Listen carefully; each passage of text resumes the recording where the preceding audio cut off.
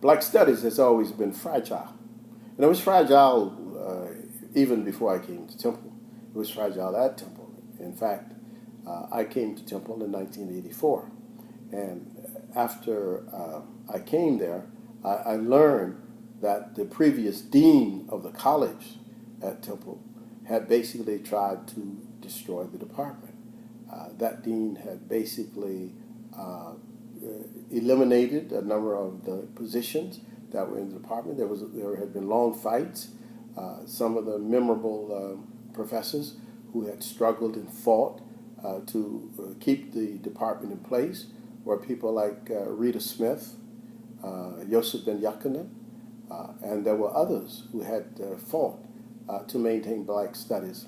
And I came to Temple from the State University of New York in Buffalo with the mandate to make Temple's department uniquely the best department of African American studies in the nation. And this was, of course, a statement that Peter Leocoris, who was then the president, had insisted over and over again that you could not have African American studies at a major urban campus in America in a historic city like Philadelphia and not work toward having the best department. So I said, you know what, I'm willing to take on this challenge. And taking on this challenge meant that what I would have to do is to work very hard to change the atmosphere that had been created at Temple by the previous dean.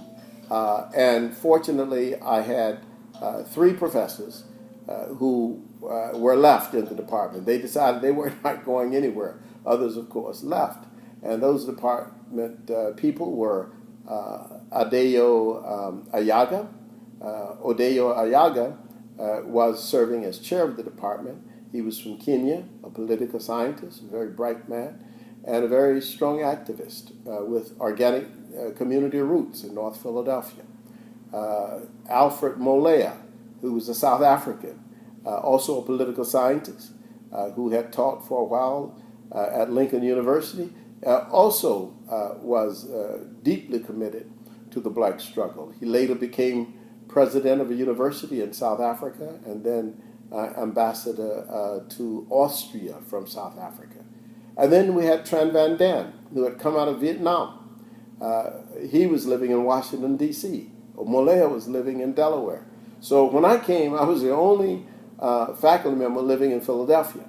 And I immediately presented to the university, to the dean of the College of Liberal Arts and the graduate committee and the president, the board of trustees. I submitted a proposal for a master's degree in African American Studies. I thought that would get us going somewhere. And already I'd had the experience at Buffalo of creating and redirecting. Actually, I didn't create the master's program. I rewrote the master's program in the field of communication. And when that was done, I had experience. So when I got to Philadelphia and Temple University, which at that time, 19 or 20% of the student population was African American, I said, well, you know, this is important that we have a strong department and we need a master's degree. Well, the master's degree program was basically rejected. And when it was rejected, there's no substantive reason it was rejected except that people didn't think that we had enough courses, there was not enough interest, and so forth.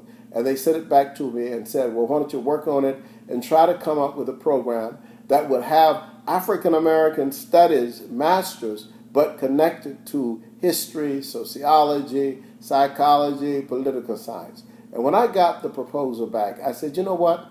I'm going to show them how relentless I can be when I believe that something is correct. And I believed historically that this was correct. And so I then asked for not just a master's degree, but a PhD as well. Now, this they didn't expect. So the new proposal, rather than being aligned with any of the traditional Eurocentric disciplines, was a a proposal based on a disciplinary notion of what African American studies was. That it was not some subset of history, it was not some subset of sociology or political science or any of the other traditional disciplines, even though there could be people with interest in those areas in African American studies. But African American studies should not be seen. I said this in the proposal that I wrote. I said it should not be seen as just merely an aggregation of courses about black people. Black people have been studied a long time. For over 200 years, white people have studied black people, and they didn't have black studies or African American studies. To have African American studies, you must study black people from the standpoint of black people as agents. That is the fundamental difference between the aggregation of courses. So we didn't just want courses, we wanted people to have a discipline. We wanted them to have an understanding. So I wrote the proposal and then went and argued the proposal before the graduate committee of the College of Liberal Arts.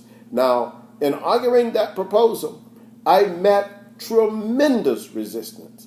And most people don't realize it. It's not like everybody was waiting around for this proposal. There were many objections. There were some of them were based on hearsay and rumors.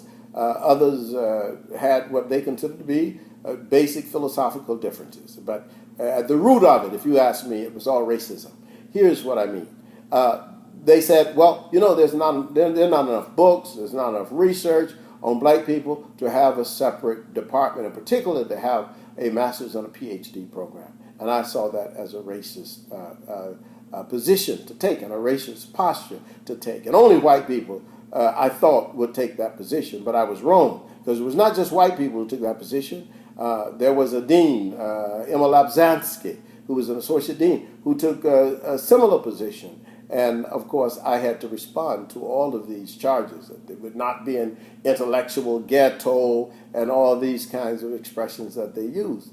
And, of course, the head of the sociology department, a Professor Larson, said that it would be over her dead body that we would have a PhD in African American studies. The history department said, well, you know, we're just concerned about whether or not there's going to be qualified people to teach in such a program. And the guy who was asking the question about qualification was talking to me at the time when I had already directed about 25 dissertations in the communication field, and I'd also written scores of books. So it was very, very amazing to me that, this racist reaction to a PhD in African American Studies would still be present even at Temple University, which was considered a relatively liberal university. Now, here's the thing. When I made my case before the graduate committee, the only person that supported the program outright was Professor Mohanty, and he was a philosopher, a very strong phenomenologist from India originally. And Mohanty was the only person who was not white on the committee, but he was, of course, a distinguished professor. And his speaking up for the program at the graduate committee level of the college made a world of difference. And ultimately, we got the majority. I was able to get the majority of the votes in support of the proposal that I'd made. The other objection to us was that we only had 4 faculty members.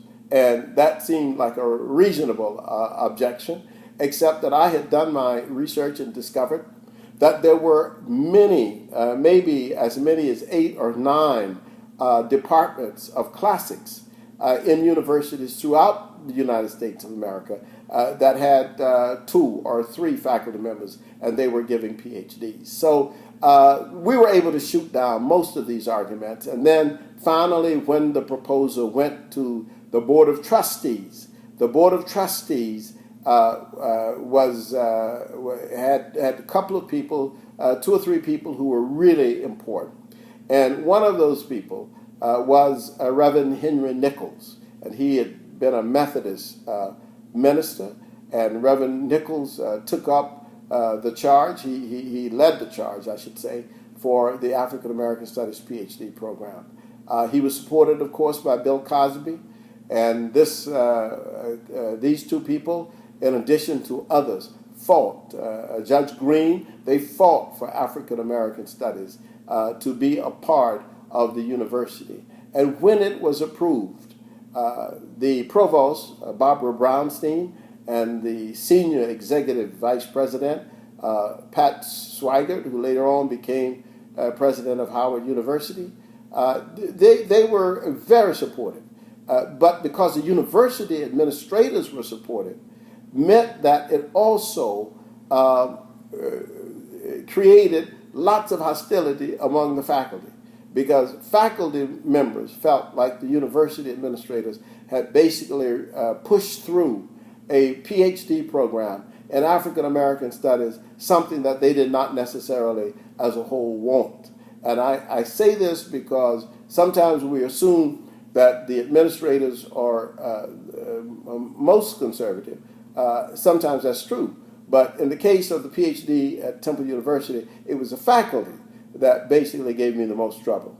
White faculty members in other departments who made arguments like, well, you would be taking black students away from us. Meanwhile, they didn't have black students in the first place. Or that there should be some way that the new Department of African American Studies with this PhD ought to have some oversight from some of the traditional departments and so on. So I fought against all of this because my idea was that the people who taught in African American Studies that we would hire would be people who have their degrees from the same universities as the white people who were teaching in political science and sociology and history. And not only that, they would most likely be not just equally as qualified, more qualified, because of this test that many of them would have to go through even to get a faculty appointment. So this was an achievement, and we were very, very delighted. And in 1988, we had the first class, and then in 2013, we celebrated the 25th year of the PhD program in African American Studies at Temple, which is the first one in the world. It was 10 years later that we got a PhD program in African American Studies at the University of Massachusetts at Amherst.